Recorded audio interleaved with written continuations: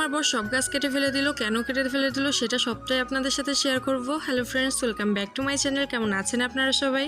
এটা হচ্ছে জবা ফুল গাছ আর পাশেরটাও হচ্ছে জবা ফুল গাছ। বাড়ির এই সাইডটাতে আমরা একটু কাজ করছিলাম, তখন বাপ্পা হঠাৎ করে এসে দেখি যে গাছ কাটা শুরু করে দিয়েছে কিছু না বলেই। তখন আমি যখন ওকে জিজ্ঞেস করি যে কেন কাটতেছো জবা ফুল গাছটা, তখন আমাকে বলে যে জবা ফুলের গাছের ডাল কেটে দিলে নাকি পরের বছর অনেক সুন্দর গাছ হয়, সেজন্যই সব ডালগুলো কেটে দিচ্ছে। তবে আমি পাশের যে গাছটা আছে সেই গাছের ডালটা আমি কাটতে দিব না, কারণ ওই গাছের ফুলটা আমি ছাদ থেকেই পাড়তে পারি আর পুজো দিতে পারি ওই গাছ থেকে ফুল পেরে, সেই জন্য আর ওই গাছটা কাটতে দিই নাই। আর এদিকে দেখেন অনেক সুন্দর করে মাটি কুপিয়ে দিয়েছে মামি। এখানে কিছু লাগানো হবে, কি লাগানো হবে সেটা আপনাদের সাথে অবশ্যই শেয়ার করব। ডালগুলো তো কেটে ফেলেছে আর ওতে অনেকগুলো কড়ি ছিল, এই কয়েকটা না আরো অনেকগুলো কড়ি ছিল ওতে। সেখান থেকে আমি সবগুলো কড়ি নিয়ে নিয়েছি, কারণ পরের দিন ওই ফুলগুলো সব ফুটে যাবে, তখন পরের দিন আমি পুজো দিতে পারবো। আর বিকেল বেলার দিকে একটু বেরিয়েছিলাম বাজারের দিকে, এসে দেখি যে এখানে অনেক সুন্দর চারা উঠেছে। এখানে বেগুনের চারাগুলো অনেক সুন্দর ছিল, অনেক বড় বড় ছিল, এই জন্য ভাবলাম যে এখান থেকে নিয়ে যাই। বাপ্পাও বললো যে এখান থেকে কিনে নাও। এখান থেকে বেগুনের চারা কিনে নিয়েছে আর এখানে দামটাও অনেকটা কম নিয়েছে।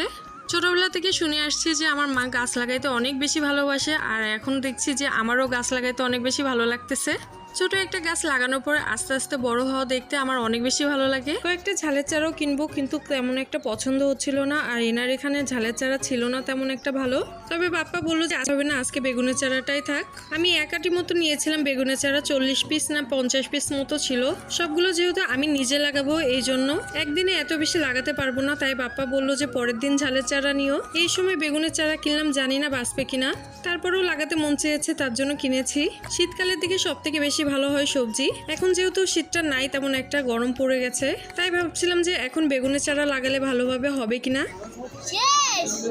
ওখান থেকে বাসায় ফিরছিলাম, ফেরার পথে দেখি যে একজন আখের রস বিক্রি করছে, আর আমার মাম্মা অনেক বেশি ভালোবাসে আখের রস খেতে। 3 জনের জন্য 3 গ্লাস দিতে বলেছি। এদিকে মাম্মারটা দেওয়া হয়ে গেছিল, তাই আমাদেরটা তৈরি করছিল। আমাদেরটা দেওয়ার আগে দেখি যে মাম্মার গ্লাস শেষ হয়ে গেছে, তারপরে আরো 1 গ্লাস দিয়েছি ওকে খেতে। যেহেতু হালকা হালকা গরম পড়ে গেছে, ঠান্ডা জাতীয় কিছু খেতে পারলে যেন বেশি ভালো লাগে। ওখান থেকে সোজা চলে এসেছে একটা মাটির ব্যাংক কিনবো, তাই বাসায় যাওয়ার আগে ভাবলাম যে একটা মাটির ব্যাংকের প্রয়োজন। এটা কেনা হয়ে গেলে সোজা বাসায় চলে যাবো।